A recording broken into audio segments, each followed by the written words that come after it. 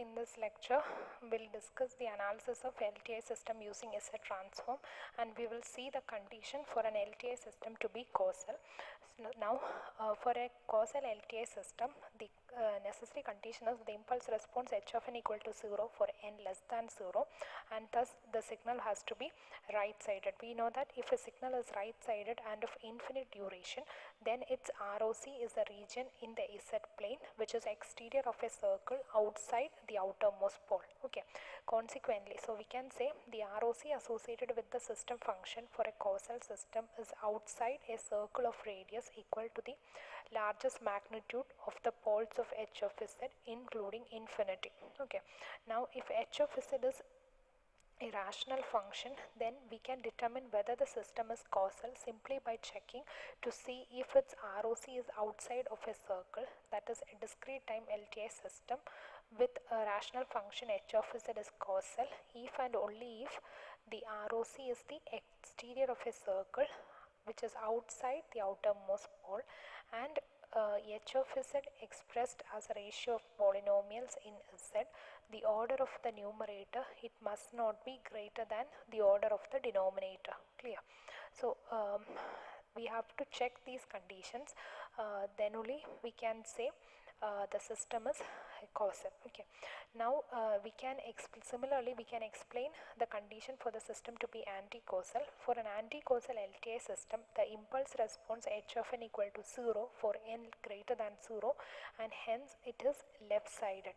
So, we know if a signal is left-sided and of infinite duration, then ROC is the region in the Z plane which is inside the innermost pole. Okay, therefore we can say the ROC associated with the system function for an anti-causal system is inside a circle of radius equal to the smallest magnitude of the poles of h of Z. Okay. Now we will consider a question. For the following system functions, check whether the corresponding LTI system is causal, anti-causal or non-causal. So in the question we are given three different system functions, that is h1, h2 and h3, which are polynomials, rational functions. Also the ROCs, their respective ROCs are given.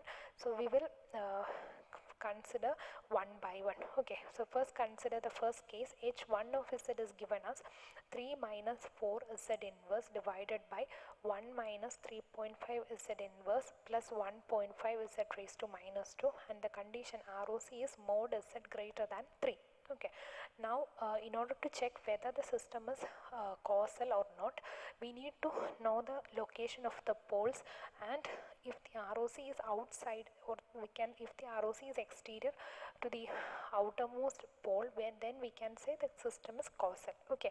So first we are factorizing the denominator polynomial, and hence we can find the pole location. Okay, so when we factorize the denominator polynomial, we get it as 1 minus 0.5 Z inverse into 1 minus 3 Z inverse. Therefore, by partial fraction expansion, we get it as h of Z equal to 1 by 1 minus 0.5 Z inverse plus 2 divided by 1 minus 3 Z inverse. Okay, so since the given function h1 of Z is rational and its ROC is the region in the Z plane outside the outermost pole, the corresponding LTI system is causal.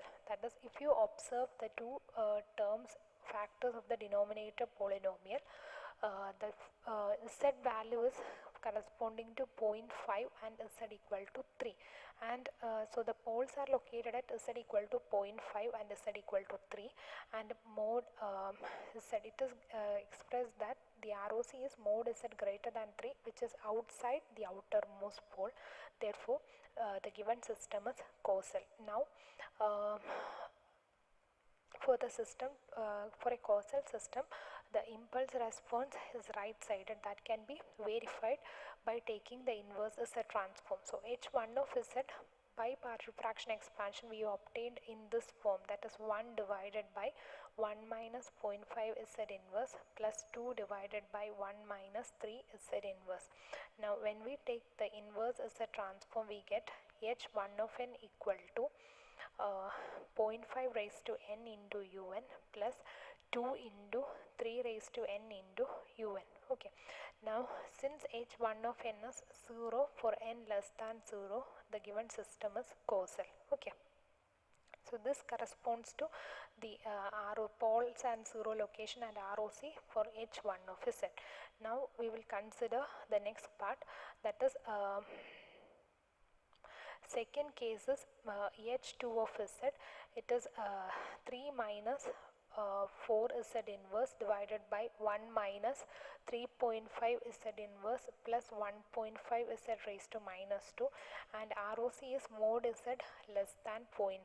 Okay, again the denominator polynomial is factorized into 1 minus 0.5 z inverse into 1 minus 3 z inverse, and hence the poles are located at z equal to 0.5 and z equal to 3, and ROC is given in the question as mod z less than 0.5, that is ROC is inside the innermost pole.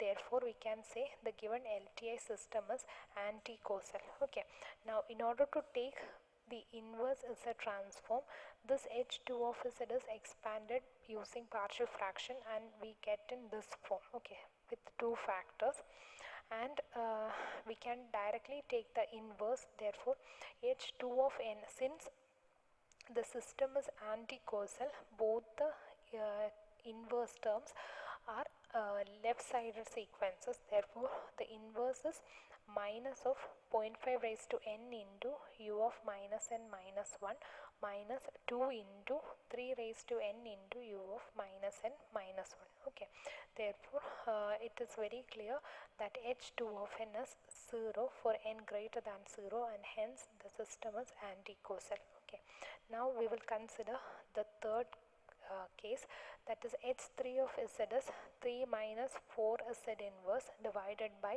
1 minus 3.5 z inverse plus 1.5 z raised to minus 2, and ROC is lying between 0.5 and 3, that is 0.5 less than mod z less than 3. Okay,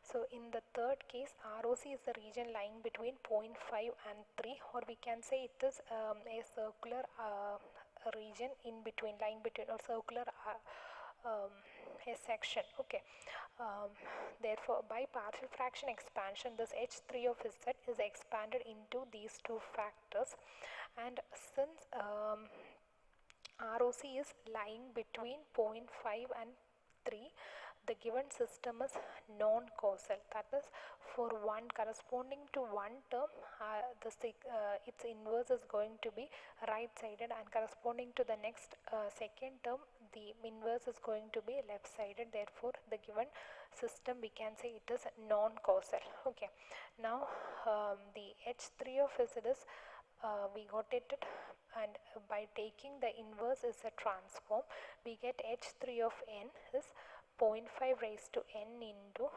un, that is this term its inverse is going to be a right-sided sequence, and when for the second term inverse is going to be a left-sided sequence, minus 2 into 3 raised to n into u of minus n minus 1. Okay, since h3 of t is two-sided, the given system is non-causal.